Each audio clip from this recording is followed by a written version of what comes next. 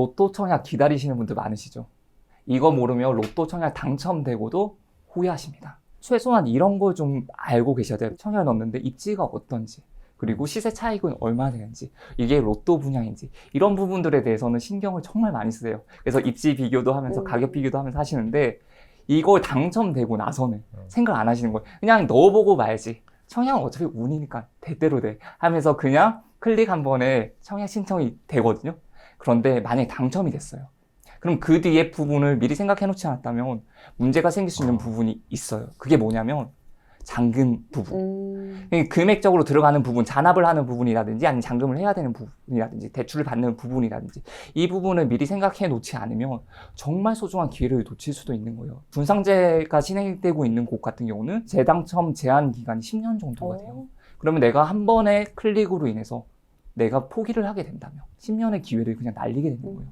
그 기회가 뭐 작게는 몇천 단위일 수도 있지만 크게는 몇억 단위가 될 수도 있는 거예요. 아니 이게 생각보다 부적격자가 많다니까요. 아니 많이 나오더라고요. 이제 뉴스나 신문에다 보면은 꽤 많은, 그러니까 그 인원이 이제 줍줍으로 나오는 거잖아요. 그렇죠. 그러니까 당첨이 되고 나서 내가 얼마만큼을 납입해야하는지, 그 납입할 수 있는 금액을 내가 만들 수 있는지 이걸 먼저 알아보셔야 되는데 사실 그 계산이 쉽지가 않거든요. 그리고 어떻게 보면 쉽지만 뭐 대출 계산기 하고 하다 보면 아, 나 되겠지? 그냥 막연한 생각을 할 수도 있어. 근데 실제로 한번 까보니까 안 되는 경우들도 있는 거죠. 그러니까 이제 기존에는 계산을 계속 하고 하면서 시도를 했는데 안 되니까 이제 그걸 그냥 예의씨 나중에 계산하자 먼저 넣는 거지. 먼저 이제 그때 계산하겠어. 일은 닥쳐보고 알겠어. 그래서 제가 오늘 그런 금액들을 좀 어떻게 하면 좀 계산하고 마련할 수 있는지에 대해서 좀 말씀드리도록 말씀해 하겠습니다. 주십시오. 자, 그러면 만약에 청약이 당첨된다. 그럼 얼마가 필요할까요? 지금 분양 공고 나온 곳을 한번 좀 살펴보도록 네. 할게요. 이게 하나포레나 미아라고 어제 공고가 나온 곳입니다. 여기 분양가가 7억 1천 정도가 돼요. 네네, 보입니다. 네, 이게 전용이 5구보다는 좀 더 작은 평이에요. 한 21평, 22평 정도가 되는 평입니다. 그래서 지금 이렇게 계약금이 10% 정도가 되고요. 그리고 중도금이 60%예요. 1차, 2차, 3차, 4차, 5차, 6차가 있는데 이제 처음에 계약금을 넣고 나서 2차부터 이제 5개월에서 8개월 정도 기한을 두고 계속해서 매년 달달이 납부를 해야 되는 부분이 있는 거예요. 해당 날짜에 맞게끔. 그리고 잔금이 30%가 됩니다. 그럼 여기가 지금 규제 지역이죠. 투기과열 지구예요. 네. 투기과열 지구라면 중도금 대출이 40%가 돼요. 그리고 그럼 조정 대상 지역이라면 50%. 그리고 비규제 지역이라면 중도금에 대해서는 전액 다 중도금 대출이 됩니다. 그러니까 여기서는 40%까지는 이제 대출이 되는 거죠. 내가 특별한 제한 사항만 없다면 40% 중도금 대출을 받으실 수 있는 거예요. 그럼 20%는 이제 잔압을 해야 되겠죠. 그리고 잔금을 할 때 잔금 30%를 잔압을 하게 됩니다. 그럼 총 드는 돈은 이제 계약금의 10%, 그리고 중도금 20%, 그리고 나중에 잔금할 때 잔금 30%. 이 정도 금액이 있으면 이제 이 아파트를 청약이 당첨이 돼도 문제가 없는 거죠. 그런데 만약에 이 금액이 부족하다면 어떻게 될까요? 여기저기 이제 모아야죠. 네. 전 어떻게든 네, 모아야죠. 어떻게든 모아야죠. 그럼 모아야죠. 여기저기 찬스로라도 이렇게 끌어모아야지. 가능하면 사채라고 나올 뻔했네. 그럼 안 돼요. 네네. 네, 가능하면 이 금액이 얼마 정도 들지 미리 계산을 하고 가면 되는데 그렇지 못한 경우들이 있기 때문에 맞아요. 딱 모집 공고를 보게 되면 가장 먼저 확인해야 되는 게 이 분양가를 확인하고 그리고 계약금이 얼마인지, 그럼 그 계약금 내가 당장 마련할 수 있는지 이 부분부터 먼저 확인을 하고 시작을 하시는 게 중요해요. 근데 계약금조차도 마련할 수가 없다면 이거는 그냥 부적격으로 받을 수 있는, 포기를 할 수밖에 없는 거예요. 그러니까 사실 저기 보면 중도금 주인님이 저렇게 표시해 주셨는데 1, 2, 3, 4차는 일단 대출이 나오니까 그냥 일단 계약금 10% 넣어놓고 5차 중도금부터 마련을 하면 되잖아요. 그러니까 그때까지 약간 시간적인 그러니까 여유가 시간이 있기는 있으니까. 해. 시간이 있으니까 그래도 조금 이제 어떻게 뭐 방법을 마련할 저희가 계제가 되는데 이게 계약금도 없다. 그러니까 이러면은 너무 진짜 아까 주인님 얘기하신 것 같이 10년 재당첨 제한 걸리고 피눈물 나는 거죠. 근데 생각보다 그런 분들이 많다. 10% 계약금도 없이. 그러니까 로또 단지라고 하잖아요. 로또 단지라고 한다면 그냥 사람들이 그거 공짜로 주는 거 아닌데. 그렇죠. 그거 알아요. 그러니까 그런 마음도 가지는 거야. 설마 내가 되겠어. 나의 오늘 테스트 한번 해보고 싶은 거죠. 그렇죠. 그런데 되더라고요. 왜 되고 나서 포기하시는 분들도 있어요, 정말. 그래서 그런 부분들 보게 되면 너무 안타깝다. 너무 좋은 기회인데 그렇게 날리고 나게 되면 너무 아쉬우니까 오히려 처음 할 때부터 그런 부분을 신경 쓰시는 게 좋다는 거죠. 그렇다면 중도금 대출을 하고 그럼 잔금을 하게 될 때는 주담대로 이렇게 받아서 내는 건가요? 많은 분들이 이 부분에 대해서 헷갈려 하시더라고요. 맞아요. 좀 헷갈려요. 왜냐하면 많은 사람들이 이제 주택을 구입을 하게 되면 주택담보대출을 네, 받아서 네. 이제 내가 있는 돈이랑 담보대출을 받아가지고 납입을 하잖아요. 근데 아파트 같은 경우는 그렇게 할 수가 없어요. 특히 분양하는 아파트 같은 경우는 보존등기라는 게 나오지 않기 때문에 주담대를 받을 수가 없어요. 그러면 시행사나 시공사에서 은행이랑 같이 협약을 하는 데가 있거든요. 그런 은행에 가서 집단 잔금 대출을 받아야 돼요. 주택담보대출이 아니라 잔금 집단 대출이라고 볼 수 있어요. 시행사 또는 이제 시공사랑 은행이랑 협약을 하는 거예요. 그 이유가 뭐냐면 우리가 보통 주택담보대출을 받을 때는 등기에 표시가 되잖아요. 네네. 근데 그 표시를 할 수 있는 등기 권리가 없어요. 그래서 보존 등기가 나온 이후에는 그 권리를 표시를 할 수가 있는데 그 권리가 없기 때문에 협약을 하고 그 약속을 하는 거죠. 나중에 보존 등기가 나오게 되면 이렇게 해주겠다. 근데 보존 등기라는 게 출생 신고라고 보면 돼요. 이제 아파트가 태어나는 거예요. 근데 태어나기 전에 출생 신고를 하기 전에 뭘 할 수가 없는데 아파트 같은 경우는 이제 사용 승인이 보존 등기가 나오기 전에 되는 거예요. 신축 분양 아파트는 보존 등기 전에 사용 승인을 받게 돼요. 그렇기 때문에 사용 승인 때까지 잔금 및 입주가 가능하게 되어 있습니다. 이때 보존 등기가 나오기 전까지 해당 아파트의 시행사와 금융사가 협약을 맺어서 나중에 보존 등기가 나오게 되면 근저당을 설정할 수 있도록 약정을 하고 빌려주는 거예요. 저희가 중도금 대출이 끝나고 나서 바로 잔금 대출을 할 때는 집단 대출을 이용할 수밖에 없는 거죠. 어느 은행에 보통 아무 은행 가서 주담대를 받는다고 생각할 수도 있는데 그렇게 주담대를 받을 수 있는 게 아니라 선택된 은행에 가서만 이제 집단 대출을 받을 수가 있는 거예요. 그러니까 이게 일반적 담보대출은 그러니까 말 그대로 담보대출이잖아요. 그러니까 담보가 있는 거예요. 담보라는 건 등기권리증상에 내가 근저당을 잡는 게 담보죠. 근데 일반적으로 새로 지어지는 아파트는 사용 승인, 그러니까 입주 지정 기간이 개시되는 날, 그 날에는 등기권리증이 안 나온다 이거예요. 그러니까 근저당 잡을 서류가 없는 거죠. 그러니까 담보대출 담보할 게 없는 거예요. 담보로 잡을 게. 그래서 안 나오던 걸 이제 시행사, 시공사가 입주민들의 편의를 위해서 은행들하고 협약을 맺어서 우리 요 기간 잠깐 뜨는 동안 담보대출 해줄래? 약속할 수 있어? 이렇게 하는 거죠. 그러니까 그렇게 집단 대출을 받을 수밖에 없는 상황이기 때문에 주택담보대출은 더 뒤에 일이 될 수 있는 거예요. 근저당 표시할 수 있는 그런 증명서가 없어요. 보존 등기라는 얘기도 좀 네. 처음 들은 것 같습니다. 근데 이거 되게 뭐 코크님이 되게 좋은 질문 해주셨고 주인님이 답변 너무 잘해주셨는데 이게 생각보다 또 여기서 꼬이시는 분들이 있어서 넋 놓고 있다 당황하시고 맞아요. 그러니까 잘 알아두시면 큰 도움이 될 것 같습니다. 그렇다면 중도금 대출을 받으면 뭐 실거주 의무나 이런 건 없나요? 중도금 대출 받았을 때 이 부분도 많이 헷갈려 하시는 분이거든요. 중도금 대출 왜 이렇게 다 받으면 헷갈려? 그러니까 여기 계속해서 바뀌어서 그래요. 복잡해요. 너무 많이 맞아요. 바뀌니까 맞아요. 헷갈려 하시는 분들이 많은데 실거주 의무가 있는 것도 있고 없는 것도 있어요. 수도권, 분양권 어. 상한제에 있는 아파트들은 중도금 대출을 받았다고 해서 모든 아파트에 실거주 의무가 있는 건 아니에요. 수도권에 있는 분양가 상한제 아파트에 대해서는 이렇게 실거주 의무 기간이 있습니다. 민간 아파트의 경우에는 시세 대비 80%에서 100% 정도의 가격을 형성하고 있었다면 2년, 80% 미만, 정말 싸게 분양했다면 3년이에요. 근데 공공 분양 같은 경우는 오히려 기간이 늘어나요. 80% 미만이었다면 5년이에요. 그리고 80%에서 100%까지라면 2년 정도의 의무 거주 기간이 있습니다. 이때는 전세를 줄 수가 없어요. 무조건 실입주를 해야 되는 거예요. 근데 이것도 사실 왜 그냥 왜 이러면은 너무 어렵잖아요. 이치를 알면 되죠. 네. 이치는 시세 대비 싸게 주는 거란 말이에요.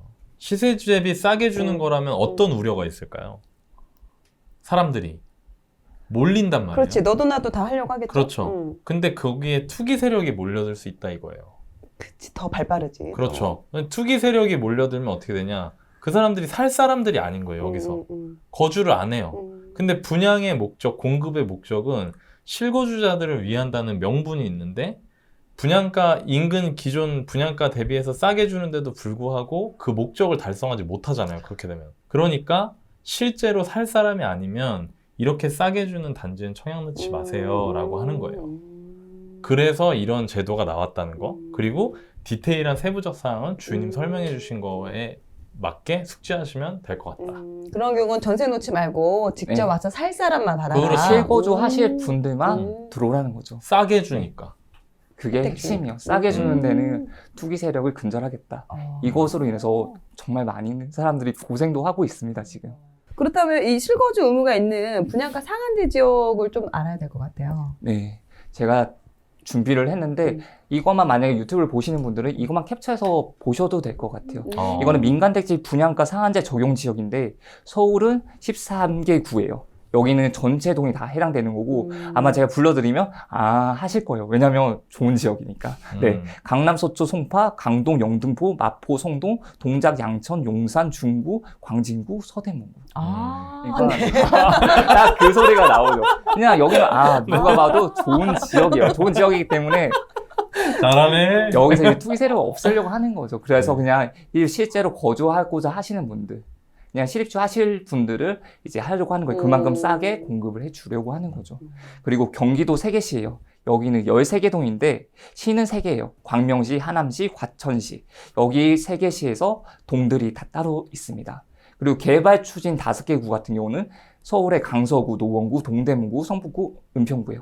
여기도 이제 민간택지 분양가 상한제 적용을 하고 있기 때문에 여기서 분양을 받는다면 실입주를 하셔야 돼요. 실거주 의무가 있습니다. 전세 방지법이죠. 네. 그렇다면 실거주하지 않아도 되는 지역도 있겠네요. 그런 집들도. 네. 이제 분양가 상한제 지역이 아니고 이제 조정 대상 지역 중에서는 분명히 이런 것도 아마 헷갈려하시고 의무 구주 기간이 있었다고 하는 것 같은데까지 점점점이 있으신 분들이 많거든요. 근데 의무 거주 기간이 있는 게 아니라 6개월 이내에 전입 신고의 의무가 있습니다. 그러면 내가 아파트에 분양을 받았어요. 잔금일이 지나고 여기에 6개월 내에 중도금 대출을 받았으니까 여기서 6개월 이내에는 등기 등본상에서 여기 이주를 했던 게 전입신고를 했던 게 나와야 되는 거예요. 전입신고하지 않았다면 페널티가 있거든요. 그 페널티가 뭐냐면 여기 대출금이 전부 다 회수가 되는 거예요. 대출금이 전부 다 회수가 되고 그 3년 동안, 그 이후 3년 동안 주택담보대출을 받을 수가 없습니다. 그러니까 페널티를 주는 거예요.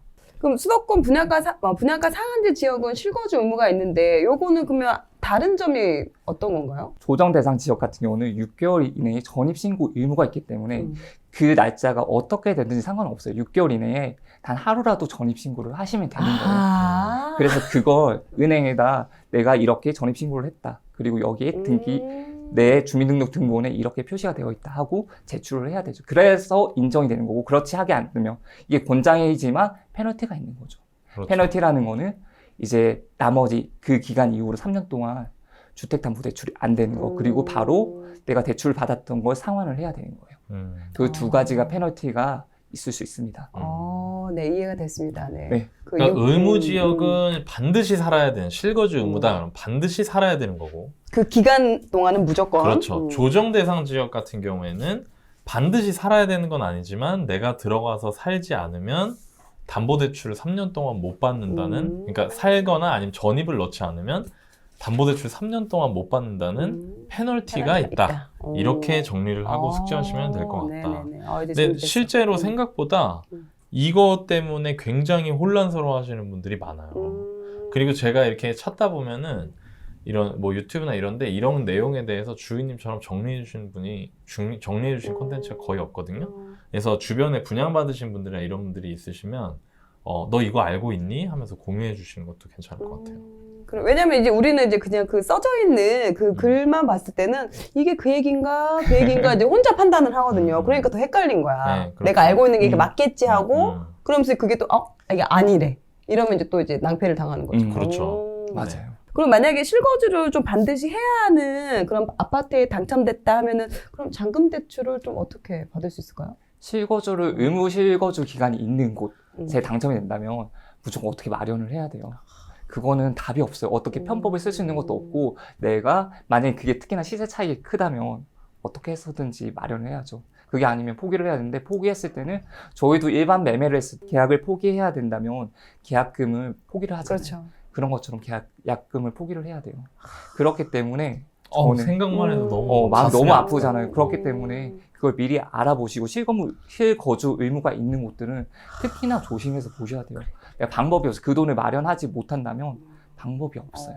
정말 말씀하신 것처럼 이게 로또 청약이라고 무조건 시세 차이 얼마다 해서 들어갈 게 아니라 그 안에 있는 세세한 조건들을 더 유심히 살펴봐야 되겠네요. 네, 많은 분들이 생각을 좀 잘못하고 있는 게 내가 일반 분양가가 있잖아요. 분양가대에서 이제 잔금 대출을 받는다고 생각을 하거든요. 그렇죠. 근데 잔금은 그게 아니에요. 잔금 집단 대출을 받을 때는 주변 시세 대비해서 이 아파트 금액을 산정하는 거예요.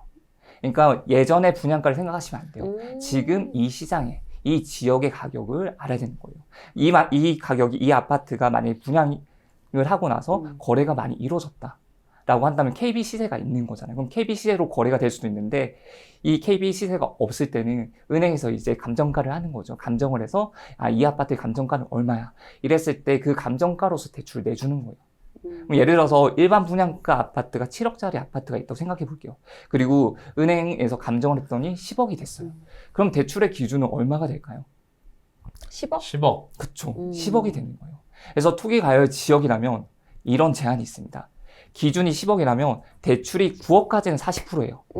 그리고 9억부터 15억까지는 20%. 15억 초과는 대출이 안 돼요. 그러다 보니까 10억이라고 한다면 9억까지는 40%잖아요.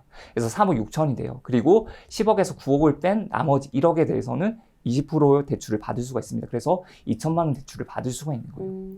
그래서 3억 8천. 대출 한도가 3억 8천이 됩니다. 그리고 조정 대상 지역 같은 경우는 여기도 기준 10억이죠. 이때는 9억까지는 50% 대출이 돼요. 그리고 9억 초과분에 대해서는 30% 대출이 돼요. 15억 초과는 없습니다. 그래서 4억 5천, 9억에 50%면 4억 5천이 되고 그리고 1억에 30%면 3천만 원이 되는 거예요. 그래서 4억 8천 대출을 받을 수가 있는 거예요. 그래서 투기과열 지역이랑 조정 대상 지역이랑 비교를 했을 때 기준 시가가 10억이라면 투기과열 지역 같은 경우는 3억 8천 그리고 조정 대상 지역이라면 4억 8천을 대출 받을 수가 있는 거죠. 이 부분을 잘 아시는 게 좋아요. 그럼 내가 얼마만큼 대출을 받을 수 있을지 특히나 실거주해야 된다면 이걸 대출을 받잖아요. 그쵸. 실거주해야 되는 아파트에 이걸 대출을 받고 나서 내가 7억이었으면 분양가가 7억이었다고 한다면 3억 2천원 더. 그러니까 뭐 계약금 빼면 7천만 원 뺀다면 2억 5천원 더 준비를 해주셔야 되는 거죠.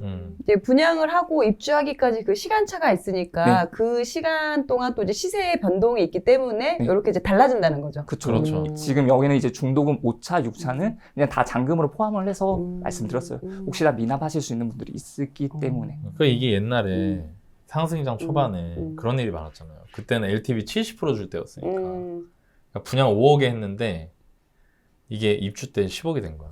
그리고 전세가 막 5억이어서 그 전세 담보대출을 받았더니 분양가 내고 돈이 나가. 이런 일도 있었고 반대로 장이 안 좋아질 때 내가 꼭지에서 되게 비싼 가격에 아파트를 그치, 그럴 수도 분양받았는데 있죠. 이게 빠지는 거. 얘 5억에 분양받았는데 입주 때 4억이 됐어요. 그러면 이제 4억 기준으로도 담보대출이 나오니까 그러면은 내가 이 분양가 내가 생각했던 것보다 더 많은 돈이 그치, 필요한 돈이 더 거지. 필요하죠. 그러니까 이런 시세 변화, 분양 받으시고 나서 그냥 나 끝났다라고 하시는 것보다 이제 시간이 지나면서 내가 분양 받은 아파트, 주변의 아파트, 이런 아파트들 시세가 어떻게 변하고 있는지를 봐두시면 좀 도움이 될 것 같다. 그때 주인님이 얘기해 주신 저런 유용한 정보와 공식들을 활용하시면 계산이 좀 서질 것 같아요. 그래서 투기과열지구 같은 경우는 15억 초과가 되면 대출이 안 나오잖아요. 그러면 은행들도 생각을 해보면 대출을 해주고 싶잖아요. 왜냐면 맞아. 대출을 해야지 돈을 받을 수 있으니까. 그래서 감정가를 올라서 좋아했더니 너무 올라서 대출이 안 나오네? 그쵸. 맞아. 그거 한참 얘기 나왔어. 그쵸. 그래서 은행도 대출 못 해주면 안 되니까 15억에서 조금 내려요. 14억 9천. 그런 식으로 내려가지고 감정가를 14억 9천원 해서 우리 대출 해주고 싶어 이렇게 하거든요. 그래서 이 정도 언저리에 걸리신 분들은 좀 감정가가 얼마인지를 좀 잘 살펴보는 게 중요해요. 그럼 실거주 하지 않아도 되는 집 같은 경우는 이렇게 전세를 놓을 수 있을까요? 네, 잔금하기 어려운 경우라면 전세로 돌릴 수 있어요. 그런데 한 가지 좀 명심해야 되는 또 부분이 뭐? 이제 전세로 이제 하려고 하는 사람, 예를 들어 1000세대 입주를 해요. 그럼 전세로 돌리는 사람이 몇 명이나 될까요? 물량이 그걸 한꺼번에 또 쏟아지겠구나. 한 번에 쏟아져. 그럼 내가 원하는 전세금이 못 대출을 넣지. 받은 게 있으니까 이 대출을 갚고도 남는 금액을 받고 싶어 할 거잖아요. 근데 실제로 이제 잔금일이 다가가면 다가갈수록 경쟁하듯이 전세 금액을 낮춰. 왜냐면 내가 잔금할 수는 없으니까. 잔금할 수 있는 능력이 안 되니까 전세금을 낮춰갖고 그 전세금으로 잔금을 하려고 하는 사람들이 많거든요. 그래서 예상보다 저의 전세값이 내려갈 수가 있습니다. 그러면 내가 드는 이자 비용이 높잖아요. 그래서 한 가지 팁을 드리자면 네. 혹시나 좀 대출을 끌어당겨서 아니면 좀 주변 사람한테 지인분들한테 가족분들 찬스를 이용해서 잔금을 할 수 있는 분들은 그 잔금을 하세요. 하고 나서 돈을 다 빌려가지고 한 6개월 정도 한번 버텨보는 것도 도움이 돼요. 왜냐면 그때가 된다면 전세가 싹 다 빠질 거거든요. 전세가 빠지고 나면 그 전세금도 예전에 한창 내려갔다가도 어느 정도 회복을 할 수 있어요. 근데 그때 빌리고 나면 이자비가 많이 들잖아요. 그럼 그때 어떻게 하냐? 그 이자비를 내는 거 너무 아까운데 또 관리비도 나가는데 어떻게 해야 되냐? 물어보시는 분들 많거든요. 그러면 저희가 처음에 이제 아파트가 완공이 돼요. 그러면 하자 보수 같은 거 알아보러 방문을 하게 되거든요. 그러면 현수막 크게 해서 구경하는 집 구합니다.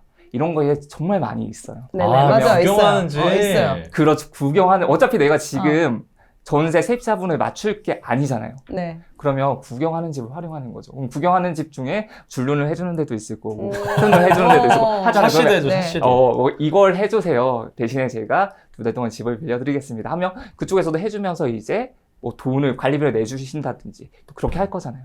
그래서 만약에 2달이 더 넘어간다 그러면 거기서 이제 월세 비용으로 받을 수도 있는 거고, 그걸 이자랑 퉁쳐보는, 이자가 분명히 나올 텐데 그 이자를 어떻게 해서 마련을 해야 되는, 너무 돈이 나가면 안 되니까. 그래서 빌려주는 집을 이용해서 그 돈을 좀 메꿔보시면 어떨까 생각됩니다. 생각보다 빌려주는 집들이 많이 구하거든요.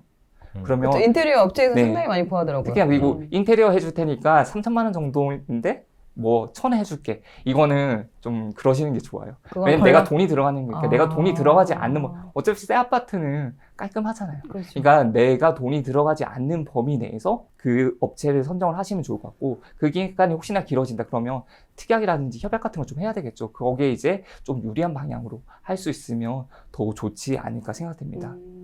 그리고 그렇게 2달이 지나면 뭐 이자라든지 좀 그런 어느 부분에서는 커버가 가능할 거예요. 그리고 그게 좀 길어지게 되면 그 보여주는 집 쪽에서도 당연히 월세 같은 걸 지불할 텐데 그게 또 이자로 나가게 되는 거죠. 그래서 내가 어떻게 하면 전세금을 내 돈을 들이지 않고 낼 수 있을까를 고민하신다면 이런 방법도 활용을 해보시는 것이 좋습니다. 아, 네. 구경하는 집은 또 팁이네요. 네. 그러게. 그리고 한 가지 더 팁을 드리자면, 네네. 이렇게 하면 대출을 받아야 될 거잖아요. 대출을 받을 때 중도상환 수수료를 좀 낮은 걸로 하시는 게 좋아요. 중도상환 수수료가 1%만 차이 나도 금액이 엄청나지. 엄청 크죠. 왜냐면 우리가 매가가 빌리는 몇 백이야, 금액이 몇 크다 백. 매가가 보니까. 크니까. 그러니까 그걸 가능한 작게 하는 게 좋아요. 오히려 이유보다 더 중요한 거는 오히려 그 수수료라고 생각합니다. 왜냐면 어차피 전세가 맞춰지면은 바로 갚을 거기 그쵸. 때문에 오히려 대출 이자보다 중도상환 수수료 이율이 낮은 거를 하는 게 좋다. 그렇죠. 그게 뭐 3개월 될 수도 있고 5개월 될 수도 있지만 어쨌든 길게 쓰는 건 아니잖아요. 맞아요. 그래서 그 기간이 짧을수록 그런 수수료를 좀 적게 낼 수 있는 방법을 네, 쓰는 게 좋습니다. 네. 자, 그럼 혹시 만약에 잔금 대출이 나오지 않는 경우가 있나요? 거의 없는데 최근에 DSR 규제가 정말 맞아요, 심해졌어요. 맞아요. 그래서 DSR 규제 때문에 나오지 않는 경우도 있습니다. 또 네. 규제가 또 있어. DSR이라고 한다면 총 부채 원리금 상환 비율이에요. 이제 DSR 계산법을 잠시 말씀을 드리자면 주택담보대출의 원금 플러스 이자 상환액이에요. 이거 하나. 그리고 기타 대출의 원금 플러스 이자 상환액이에요.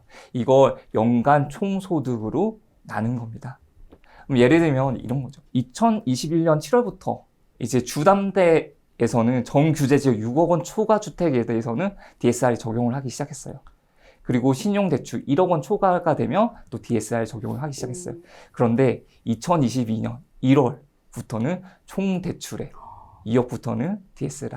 다 된다는 적용입니다. 거예요. 그래서 DSR 40%예요. 40%가 되다 보니까 아무리 LTV 늘려주거나 DTI 늘려주거나 해도 의미가 없네. DSR에 다 걸리는 거예요. 그래서 대출이 크지 않습니다. DSR 계산 시 예외적으로 적용되는 대출이 있어요. 근데 여기서 분양주택에 대한 중도금 대출, 조금 전에 중도금 대출 네네. 봤었죠. 여기는 예외가 되는 거예요.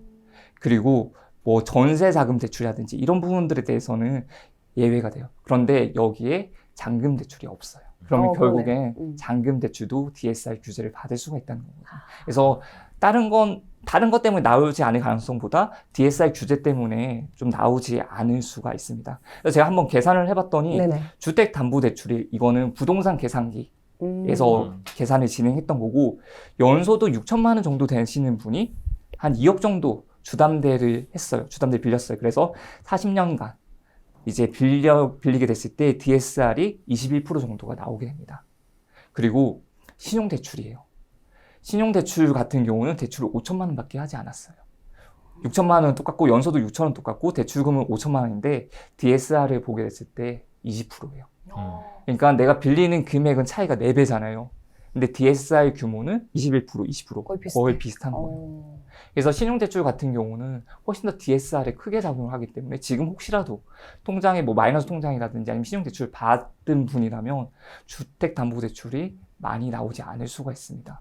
그 부분을 잘 고려하셔가지고 내가 대출을 얼마 정도 받을 수 있을지 이 부분을 잘 체크하셔야 돼요. 당첨이 되는 것도 분명 중요한데 이렇게 내가 대출이 되지 않으면 잔금을 할 수 없는 상황이 되게 되면 그건 포기를 해야 되는 경우까지 있을 수가 있거든요. 맞아. 그러면 그 기회가 너무 아쉬울 것 같아요.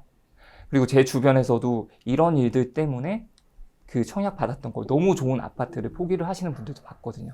아우. 그리고 지금도 좀 부적격으로 해서 쭉쭉으로 그냥 무순위 청약도 나오고 있는데 그런 분들도 아마 잔금을 못해서 피치 못할 사정으로 잔금을 못해서 나오는 경우들도 있습니다.